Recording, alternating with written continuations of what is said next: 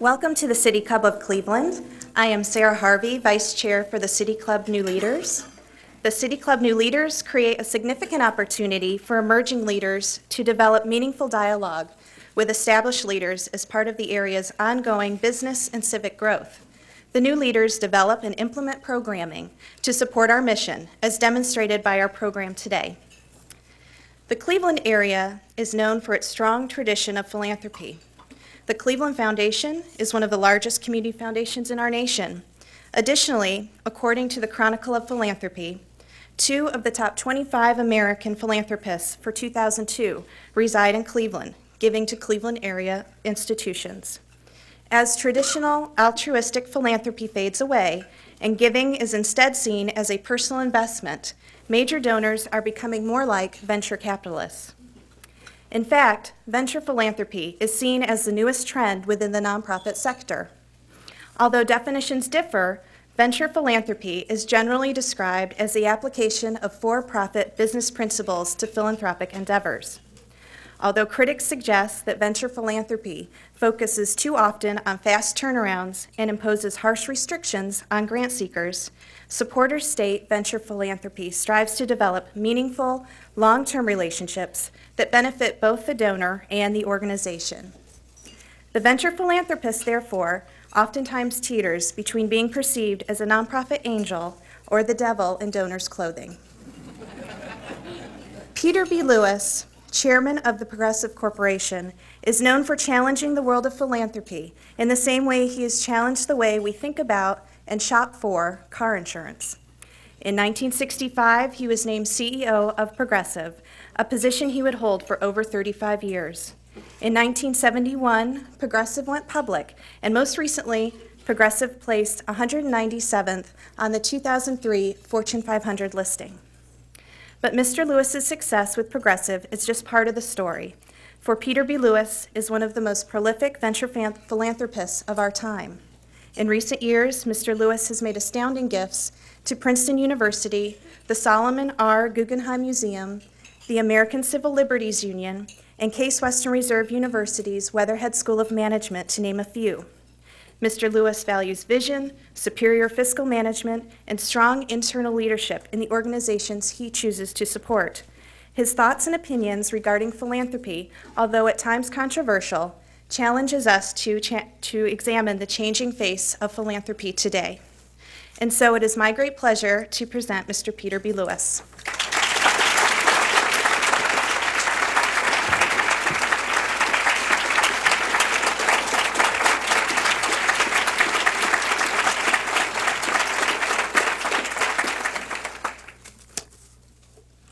Well, it's a joy to be here, see so many familiar faces and old friends and family. And thank you to the family for traveling from so far a distance to be here. I am a Clevelander, and it's a big deal for me to be the speaker at this venerated institution, the City Club Forum. I think I came to my first one close to 50 years ago, and they're a very important part of this community and a very important asset here, and I'm glad to be part of it. I am talking today about philanthropy. I thought I'd better start. I also got a new title. I didn't know I was a venture philanthropist, but I'm glad to be one. A couple dictionary definitions of what philanthropy is. One is goodwill toward one's fellow man as expressed through active efforts to promote human welfare. A second is affection for mankind as manifested in donations of money, property, or work to needy persons or to socially useful purposes. Those are pretty good, I think, and we'll sort of ride with those as what I'm here to talk about. I'm going to give you my own sort of peculiar perspective on this subject, and I thought maybe it'd be well to start with some relevant facts about me, some philanthropy relevant facts. I grew up with grandparents and parents who used to be said in our house, live like a mensch, give like a mensch. If you live big, you better give big. And that was the attitude. And that's sort of what I believe and what drives me. And since I choose to live well, I feel an obligation to give generously. You only get to this position, no one would have asked me here if I didn't have a lot of money. And my financial success is the happy byproduct of some mystical combination of a running start, which my dad gave me, years of hard work with a lot of really great people, good luck, and the fabulous American free enterprise capitalist system. I am sort of a prototypical byproduct of that system, and I am very much in favor of it, and think it's part of the strength of our country. When I started working and making a living, I paid no attention to philanthropy as something, as I didn't do anything, I wasn't on boards, I was busy working trying to make a living, but I gave money away. And where did I give it? It's a fact that everybody chooses their automobile insurance based on where their parents bought. Well, it's also a fact that I started to give money away just the way my parents did. I gave to the UJA and the United Way and to my college, and occasionally to a political issue or a candidate, all in relatively small amounts. In those days, you don't anticipate getting as rich as I am.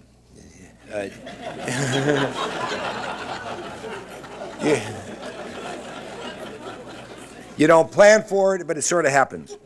But now that I am here and have accumulated this amount of wealth, I also retired so Progressive could carry on and not be stultified by an old man. And I have time now to broaden my philanthropic horizons, and I have over the last 3 years. That said, I am a budding philanthropist. I'm a work in progress. And what I say today may not be what I believe 3 or 4 years from now when I have more experience. And I must say, one of the things I'm doing as I give money away is constantly question the quality of my effort with the institutions to whom I'm giving and the value to them of the money I gave them. And it's easy to be disappointed in both. My first giving was 5 cents a week, Karen on Me at Euclid Avenue Temple.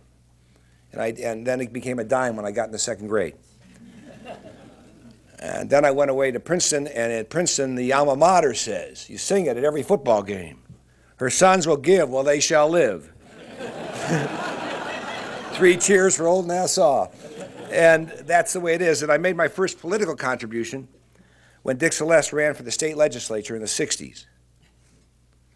I didn't give $1,000 to anybody until 1967 when the Six-Day War happened. And I was in a meeting in the temple, and people were jumping up, giving away half their net worth because they were so moved by what was going on. And I gave more than $1,000. I forget what it was. My first 6-figure gift was in conjunction with Progressive Mutual Insurance Company to Case Western Reserve to establish a chair in memory of our father. And interestingly, that was the first maverick thing I did. That chair has a condition that it cannot have a tenured professor, because I think tenure is ridiculous.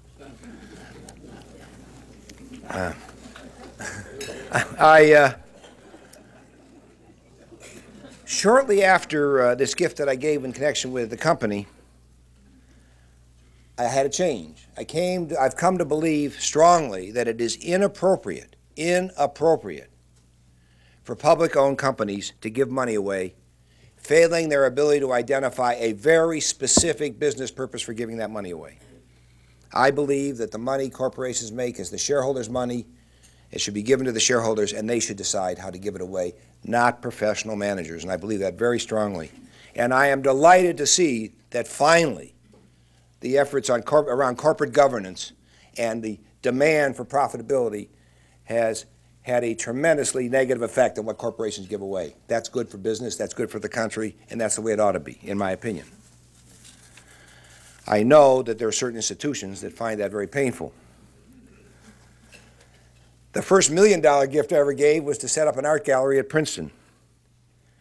And just last piece of history, so far it looks like I've given away something on the order of $250 million so far. Now, how do I go about doing this? Because it's not exactly easy. I get a lot of requests.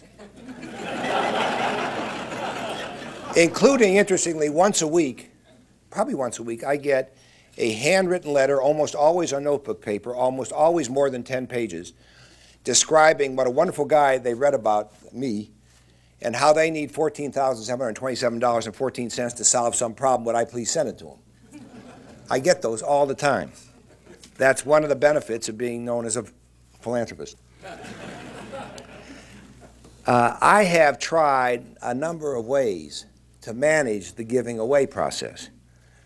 I have had assistants to screen requests and or to seek opportunities to give. But I realized when I did this that it's a very highly personal activity and it's emotional giving. And assistants couldn't substitute for me. It didn't work. So that sort of didn't work for me. So then I looked into starting a foundation and hiring full-time professional foundation managers to give away the interest on my fortune into perpetuity. And I observed, as I observed foundation folks,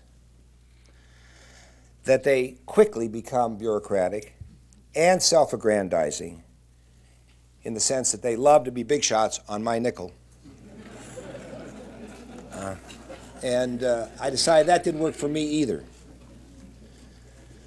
I have tried to do it with my children, which is an obvious thing to do, but I discovered in doing that my children have very different interests, very different things to do with their life, and they have very different interests from each other. So I decided that wasn't a particularly good idea. So right now, the way I handle it is I do it myself with minimal support, and I like doing it this way. Now, how do I decide who to give to? Well, there's sort of a pecking order of options. The first option for me is my children. And one of the things I want to make sure is that they have what they need. And now my grandchildren. And then you have an option that you have some control over, but not entirely. The federal and state taxing authorities are glad to get your money, and they all kinds of ways for them to do that. And I give them a lot of money every year, too.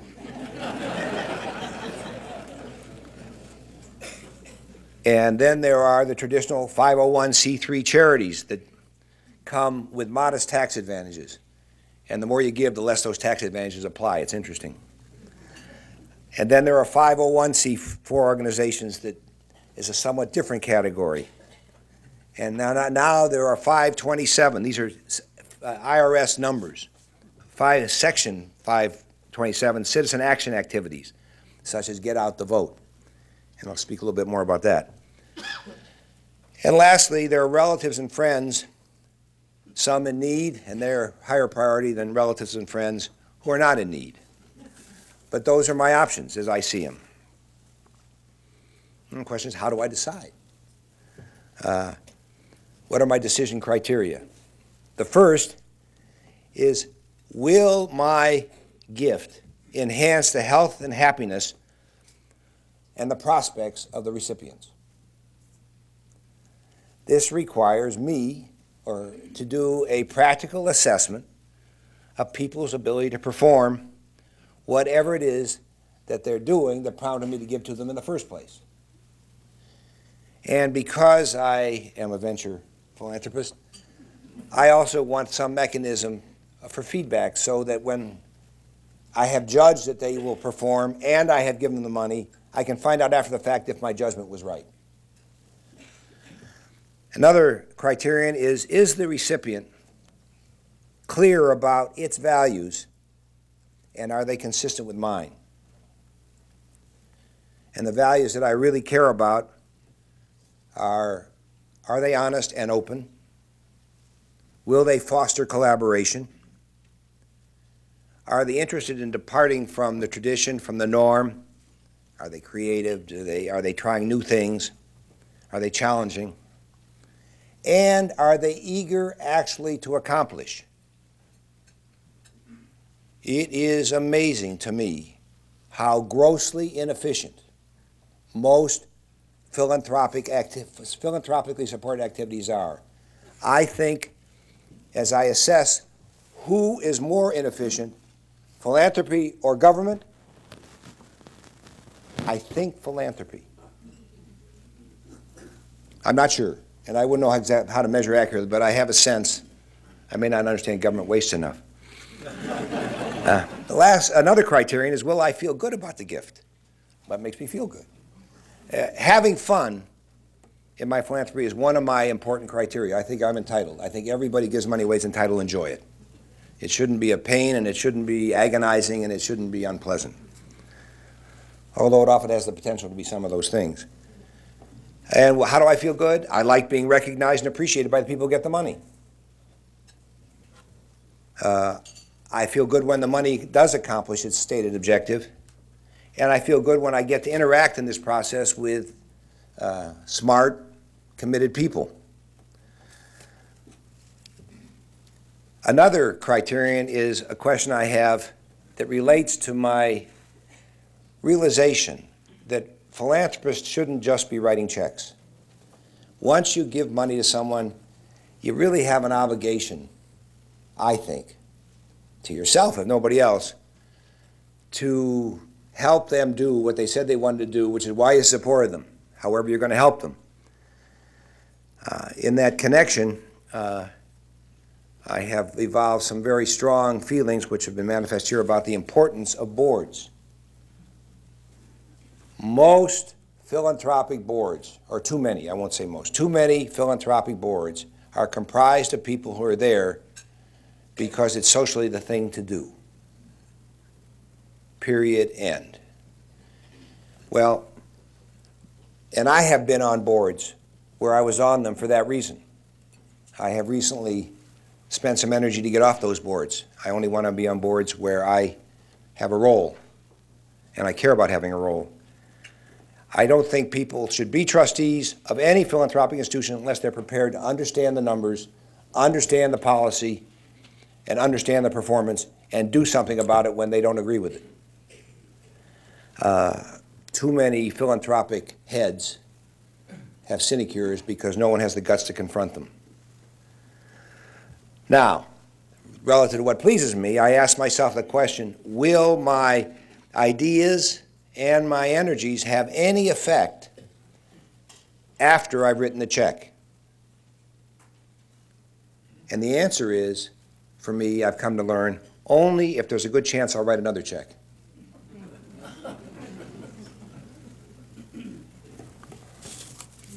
Just an observation. Now the question is, okay, I figured out who I want to give to and why I want to give to them. How do I decide how much to give? Well, those decisions evolve based on my moving net worth, and happily keeps moving up, thanks to Glenn Renwick and all the folks at Progressive. And I'm glad only a few of them are here because they're home working.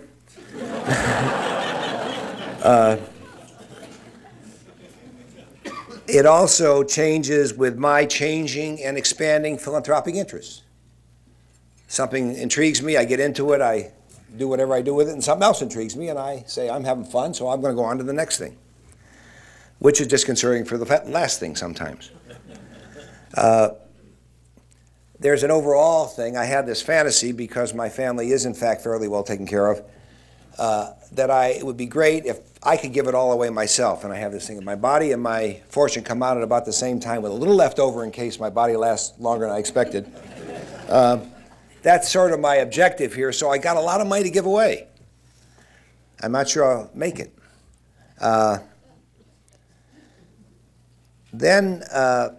The next factor in the decision process is it's a combination of the amount that's needed and the amount that's requested, and sometimes those things don't relate to each other. My passion for that particular effort, its likelihood of success, and the likelihood that the organization will use the money as they said they would. Very important consideration, and this is a very important thing that influences. Because I'm doing this by myself, there's some limitations. I love zealot-driven activities where some person gets an idea and they go out and they start an organization and they're driving it and they are obsessed with it, because those are generally new, they're generally small, and they generally accomplish something. But today I have no facility to explore and follow up on small individual efforts. And I can't give money away without doing that. Psychologically, I can't do it. So I'm driven to use some of the factors that I see in zealot-driven organizations in assessing my giving, but I have to give large amounts of money. I don't have any facility for evaluating smaller amounts. It's a weird thing. And I've invested in trying to invent a facility to do it, and I find it dissatisfying so far. So that's where I am today. One thing I've also learned, because I've done it, and that's how I learned by my own mistakes, you can easily ruin a good organization by giving it too much money. The propensity to spend it even if they don't know how is there. So you got to be careful about giving someone too much money. Now the subject that has made the papers, my Cleveland philanthropy. I'm a Clevelander. I said it before, I said it earlier, and I say it again. My mother and father, my father actually came when he was 7, but they lived, worked, raised their family, and my mother, father, brother, and sister are all buried in Cleveland. I will be buried in Cleveland. This is my hometown. And I care about it a lot. The business that created my wealth is headquartered in Cleveland, and I would opine that it's possibly Cleveland's finest institution.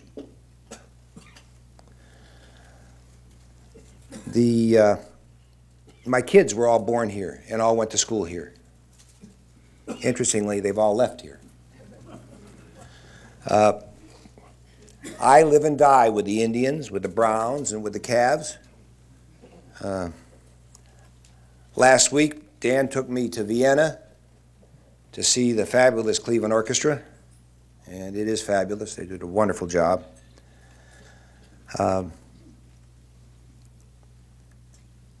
I am very disappointed, and have expressed it in many different ways, in how Cleveland has evolved over the last 50 years. When I was a kid, and I went downtown to the Palace or the State or whatever, it was buzzing. There was more action going on all the time, all the way down to the Hippodrome at 9th Street. And 105th and Euclid was an exciting place. There were 5 movie theaters at 105th and Euclid. There were 2 bowling alleys. There were stores. It was an arcade. It was a marvelous place. I believe that Cleveland is in the declining position it's in large measure because it denigrates its screwballs.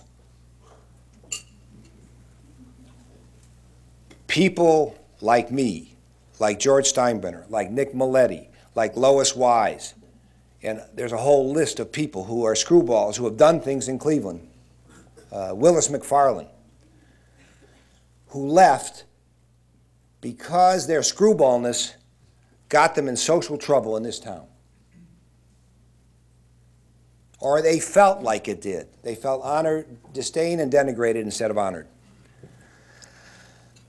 So, conversely, I think it would be important if Cleveland somehow the attitudes would change, and maybe they are, and I'm so distant that I don't know it. I hope they are. When I was giving lots of money away, I funded a lot of things around University Circle because of my interest in art and education and so forth.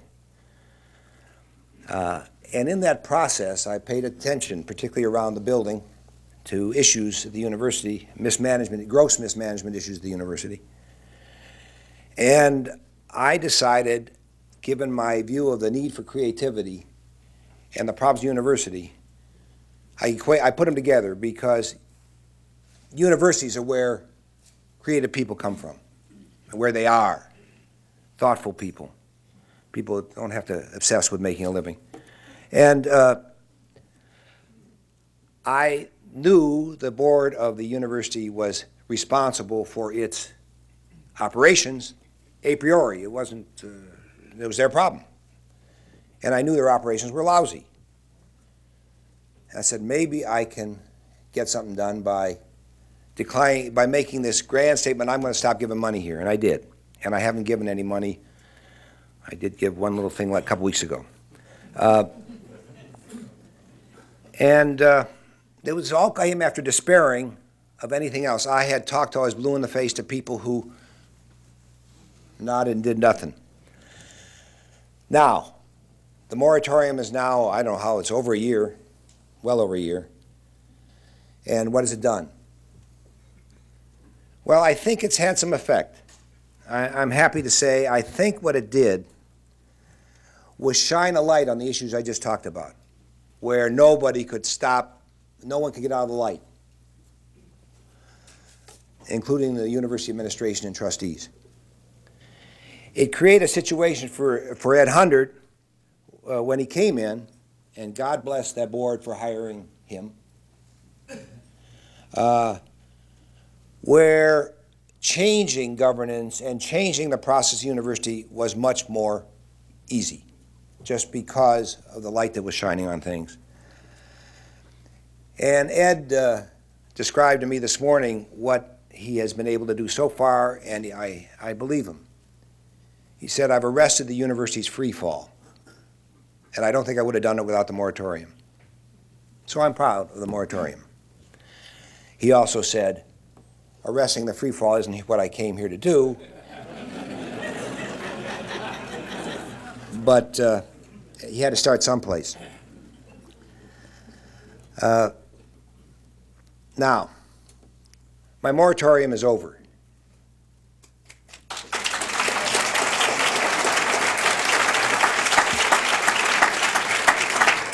It did whatever good it did, and it's over. And I just stop here and open the floor for questions with one word of caution. I said I can only handle large requests. And I mean that. And large probably means $1 million or more. So that if you need $1 million or less, I may have to write you a form letter. So that's where I am. Thank you very much.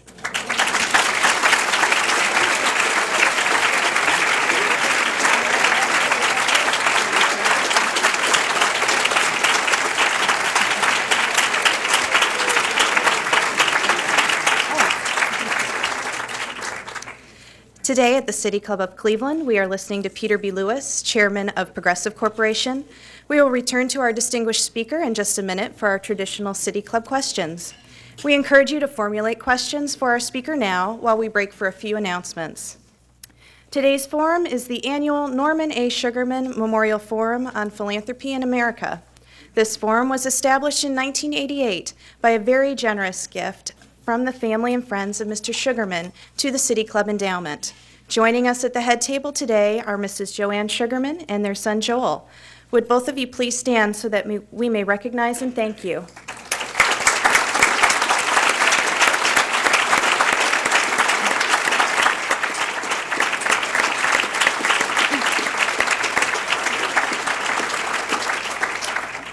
Thank you. We are very fortunate today to have corporate sponsorship for today's forum from the accounting firm of Deloitte through their involvement with our City Club New Leaders program. We are delighted to ask their representatives, partners Chris Chismar and Kim Palmer, who are with us today at the head table, to stand and acknowledge our appreciation.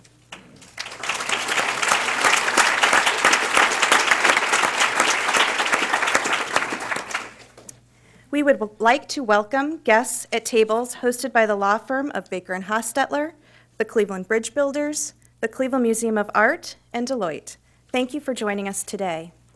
We are pleased to welcome to our forum today students who are here as part of our City Club student program. Participation of these students is made possible by a generous grant from the Jeffrey David Epstein Memorial Student Fund. With us today are students from James Rhodes and Midview High Schools. And now, before we call Mr. Lewis back to the podium for our traditional City Club question and answer, I'd like to call on past City Club President Rick Taff for a special presentation.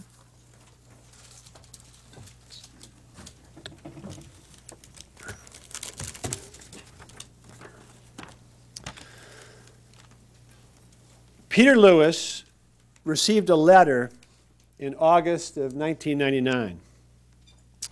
It read in part, "Over the years, you have made political and charitable contributions to ensure that the vox populi can be heard in the midst of the wildly expensive political cacophony we have today. You understand that the caliber of our public life is bounded by the caliber of our public thought. The City Club is a beacon of things that you care about: democratic values, independent thought, and unfettered expression. A noteworthy contribution to our capital campaign would embody in a distinctive way your commitment to political and personal freedom." Peter responded with by far the most generous gift from an individual received by the capital campaign. The dollars were deployed in the splendid renovation that now surrounds you. It is fitting and proper that Mr. Lewis should return to our podium today to put his mouth where his money is.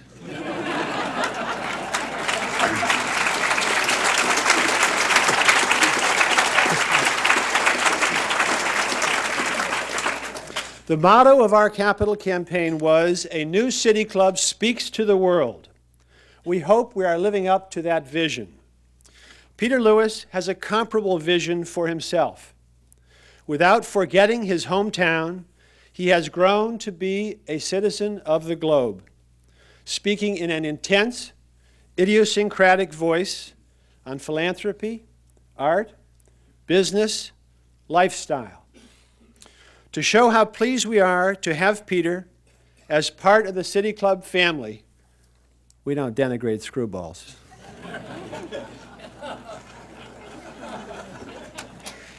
And how proud we are to have him speaking to the world.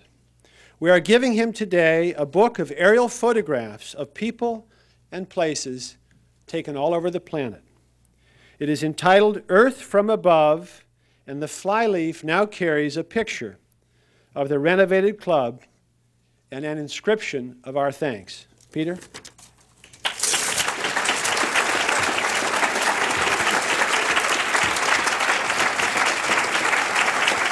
Thank you. Nice statement. Thank you. Put it right down there. We'll ship it to you. Thank you. I got you. That's all right. Thank you.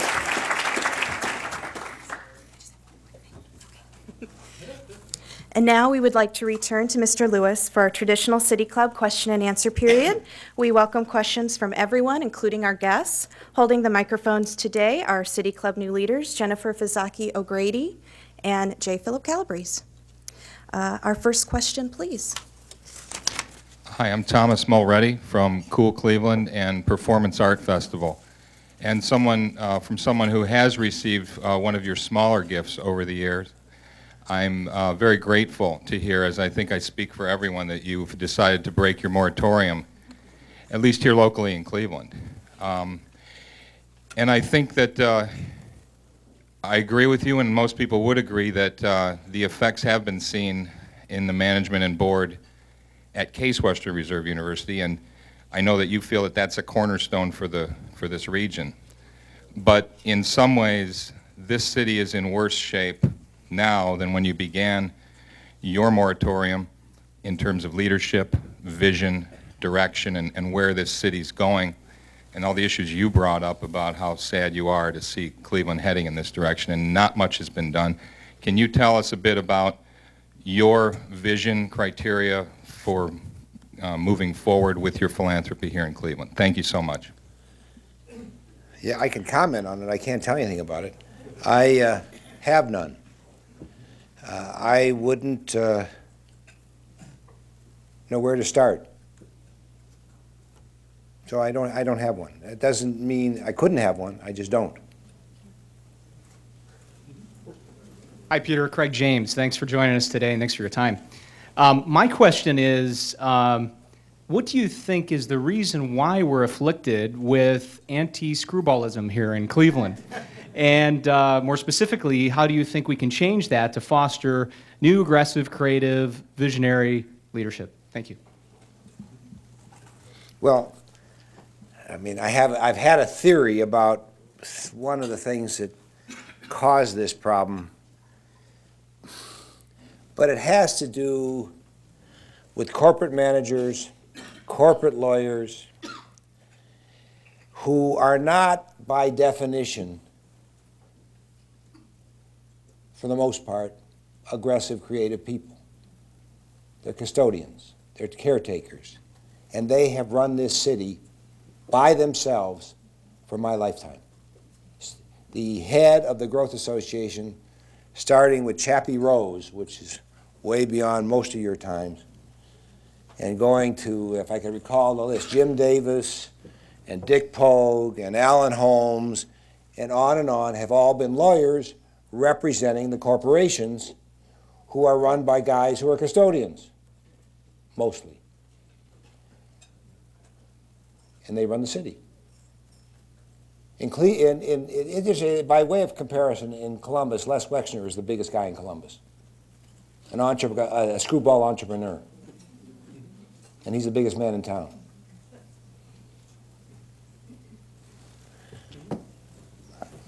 That's a theory.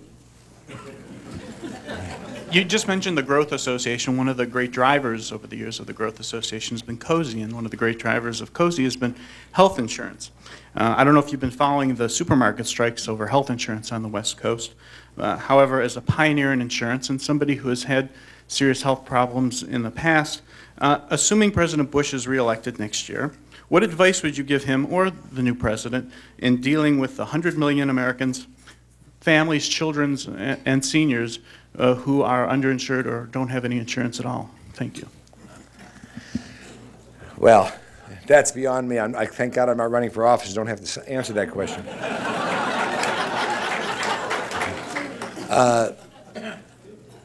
An editorial comment is that I think one of the problems with our system is there's way too much health insurance. People don't make sound economic judgments when they buy health care. But I'm not saying that's just an observation. It's not necessarily a formula for change. But as long as you brought up President Bush,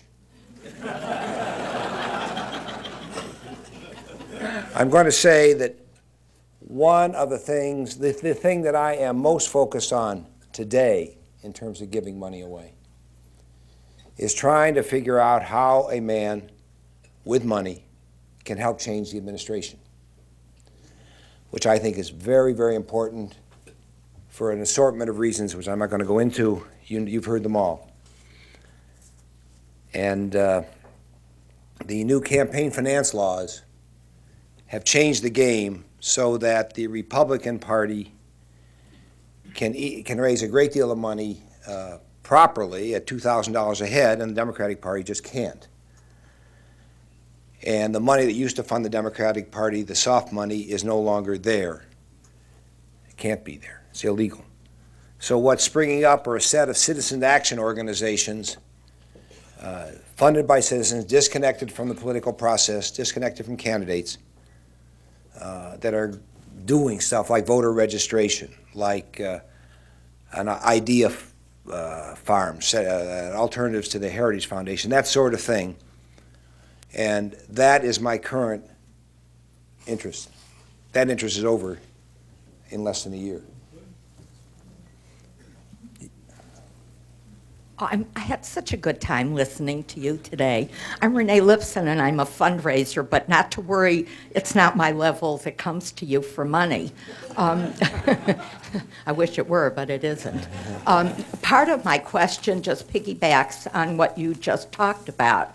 And I heard you say that your first political contribution was to Dick Celeste, and I wondered, is there some way, since you are interested in influencing the policy in our country, that you could find a way to help the political candidates, even just here in Ohio? If we could change our U.S. Senate complexion, that could help us change the complexion of the administration.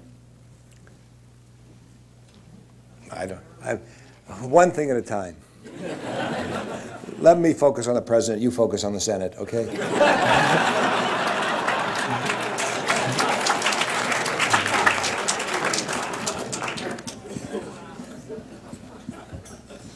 Mr. Lewis, you have talked about the moratorium, and I've had quite a few telephone calls from so-called friends of yours who complained that you have not done anything for the city of Cleveland for quite a while.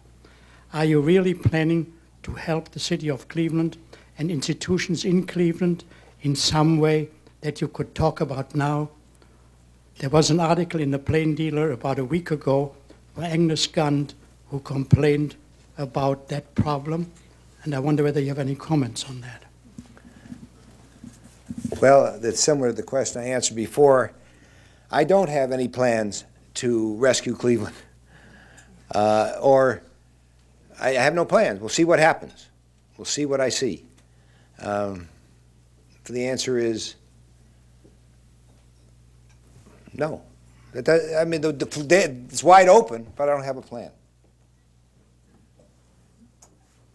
Good afternoon, Mr. Lewis. I was wondering if you might care to comment on the increasing strength of the message of regionalism here in Northeast Ohio, recognizing Cleveland's tradition in industry and in a strong location for innovation and creativity. We have more and more sectors of the community addressing their missions on a regional basis.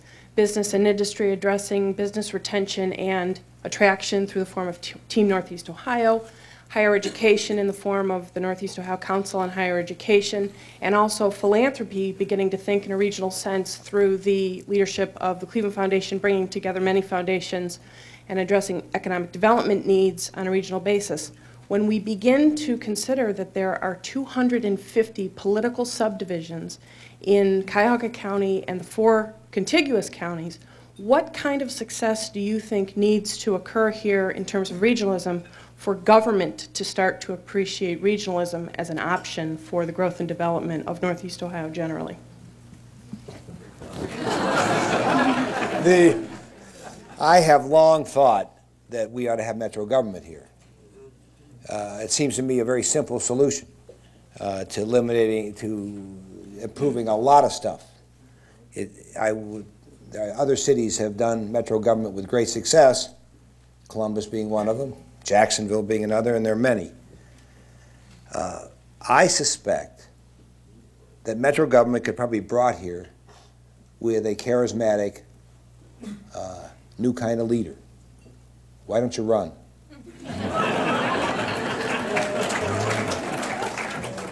Hello, how you doing, Mr. Lewis? Yeah. My name is Brandon Linton, and I'm a student from John Carroll. And one of my questions, I have 2 questions for you. The first one is, what can college students like myself do to help revitalize Cleveland? And also, what interests you in the arts that makes you want to give so liberally to the art community? On the first question, study and work hard and keep your mind open. Keep your mind open. Keep challenging what you're told. Keep wondering if it isn't something more to it, or if it isn't exactly so. Just keep questioning, keep working, keep growing. Those of you who do that will contribute, and you'll contribute a lot. On the second question, I grew up until I was almost 40 years old. I thought art was a total ripoff, literally. literally. And then I finally got directly exposed to it, and I found myself, the art community is a community of screwballs. So I was happy there. And I actually love, more than the art itself, which I don't really know very much about. I'm not a particularly sophisticated person about art. I love the artists. I love the people who play in the art world, dealers, collectors, museum people, and I love the art process of art. That's why I'm there, and it's been a fun place for me. I'm also a wild-eyed sports fan, and between the two of them, I keep busy. And sports gets more attention, actually. Mr. Lewis, your comments about prohibiting corporate giving to charitable enterprise prompts this question. Perhaps the greatest giveaway in American business in the last 20 years has been the level of compensation for CEOs, particularly the managers. We don't object to people who build their businesses, but ones who are merely brought in to manage seem to have taken the attitude that they have the right to become multimillionaires simply because they're managers. Do you have a set of criteria that would be perhaps something that could be published and followed as to how corporate managers should be judged so that they can be appropriately compensated? First of all, I agree with your conclusion. And I think the people other than professional managers that run corporations, for the most part, probably have aggrandized themselves through the salary option bonus route less by a lot than the professional managers. Yeah, I mean, every board, this is what boards are all about. This is why boards are getting sued today. And apropos boards being sued, corporate boards, I believe that there will be in the near future some philanthropic trustees who get sued and lose because their institution goes under. I think that'll happen. Plaintiffs' lawyers are everywhere, and they're going to find that. The answer is to pay for performance. That's the answer. And then it's tricky to define performance. The answer shouldn't be stock price performance. It should be economic performance, in my opinion, measured accurately, honestly. It's that simple. And it should be capped, because no individual in any organization is more than an individual in the organization, including its boss.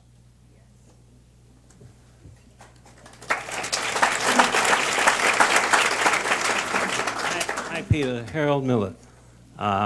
You've had some good influence on the university. University Circle has had some really exciting plans on the drawing board for a long time, and there's been a logjam there. Do you think you could have some influence in breaking that logjam? I have a feeling that Ed Hundred's having an influence breaking the logjam. I really do. I mean, the University Circle has been sort of a funny thing, because I bet there have been 25 very expensive studies on what to do about University Circle. They're in the business of paying for studies. I have a sense, from what Ed told me this morning, that he's beginning to break that down. And the university absolutely has to be the catalyst in all that. They've got to be the partner, the driver, and developing University Circle, I think, is a key to making Case be a wonderful university again.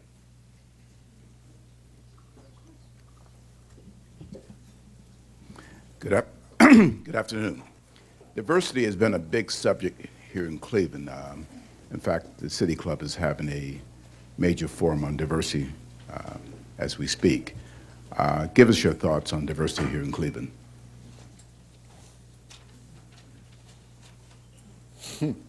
We got it. This is a very diverse community. I don't have my thoughts.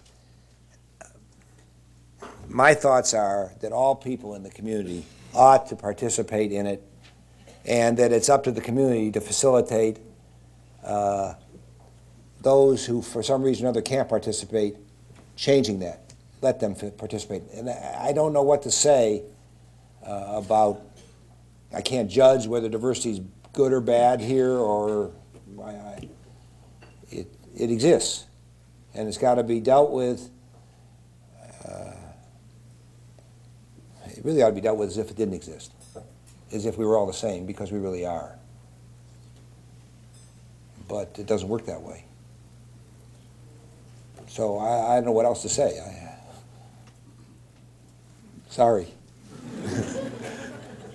Peter, thanks for a priceless presentation and letting us know where the bar is, and we're trying to we got a lot of people in this room now at $1 million level figuring out how to package it for you. But of the 200+ million that you have given to so many wonderful institutions, of which of those are you proudest? I'll tell you what, the one that's been the most gratifying personally for me. One day, Ed Singer called me up and said, I see you swimming at the Racket Club all the time.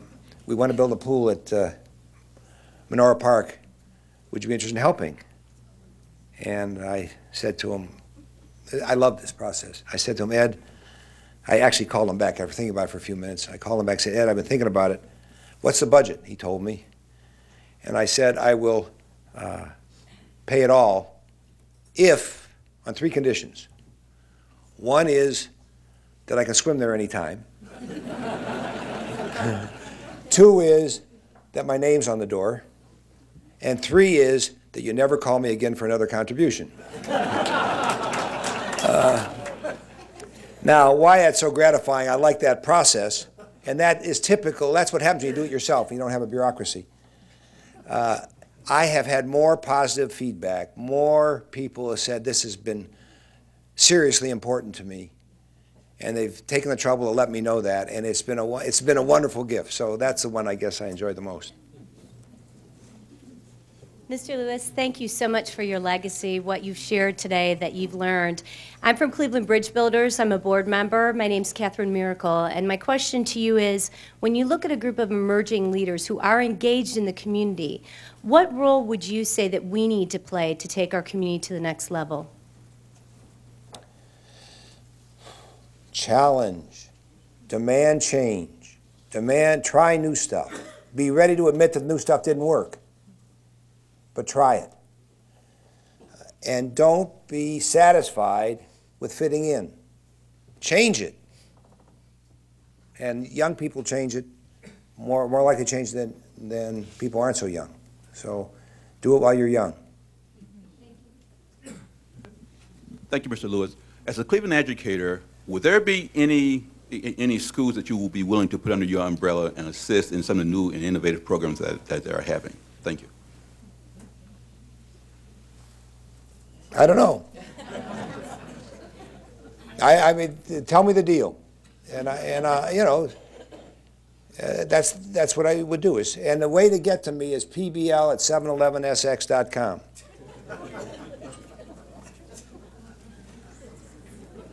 See if I get emails. But that's what to do, and tell me what the deal is. You never know. Hi, Peter. Everybody's a flutter about your email. It's easily changed. Yeah, a lot. No fair. A lot of what you've talked about and a lot of what your interests philanthropically seem to be are in, if you will, products in this space or in something very concrete and very specific. I wonder how much you've thought about and what your interests are in building infrastructure, which is a much longer, slower, annoying process, I think. I know that you don't like delayed gratification so well. So I'm curious about what your thoughts are about that. You got it. No, there is a certain satisfaction in paying for a building because at least it's there. And that is not such a, that's often a long process too. I have funded the Genomics Institute at Princeton, which is funding professors. I guess that's what you're talking about. What happens in the, because that isn't instant gratification, the institution's got to figure out how to give some gratification. And anybody who wants to figure out how to give gratification to his donors ought to learn more about what Princeton does. They're good at it. But there is, partly because my time frame is short, shorter than it used to be anyway, and partly because I do like to see the results of my effort. I'm looking for short-term paybacks. Also, all the rest is crap. Because these people who can't identify, if you don't have a plan, that step by step of how you're going to get from here to here, you aren't going to get there. And if you can't report against that plan and modify it as you go, you're not going to get here. So people who get my money go crazy because I demand this and I get upset and I stop paying when they stop doing what they said they would. So that doesn't mean they get finished. It means they got to make steps. And if they know what the if it's sort of amorphous in the middle, get someone else to give them the money. And I've done a lot of that giving where it's amorphous in the middle. I'm not going to do it anymore if I can help it. I won't do it on purpose.